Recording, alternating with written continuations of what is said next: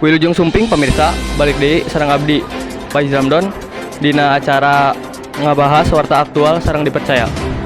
Warta panganyaran, urang nuju ka Kabupaten Kuningan, Jawa Barat. Hiji lalaki katingali dina kamera CCTV nalika keur ngalakukeun maling di hiji musola.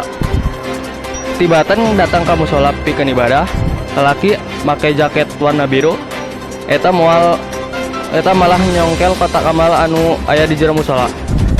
Warta lengkapna bakal disamperkeun ku Zahra Aini Rahim. Ka anjeunna dipasrahkeun. Aya saurang lalaki anu kacatet dina kamera pangawas nalika keur ngalaksanakeun lapah maling di hiji musola. Kajadian ieu lumangsung di wewengkon Kabupaten Kuningan, Jawa Barat. Dina rekaman CCTV nu sumebar, katempo eta palaku kalakuanana lempeng wae muka koropak jeung nyokot eusina. Kalakuanana dilakukeun bari ngabungkuk beureun sakan henteu kaciri, tapi tetep wae katingali eca su kamera nu dipasang di pojok ruangan.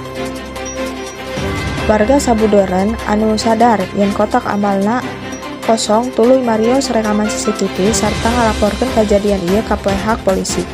Nepi ka ayeuna, identitas pelaku masih keneh dina pananutikan ku aparat kepolisian.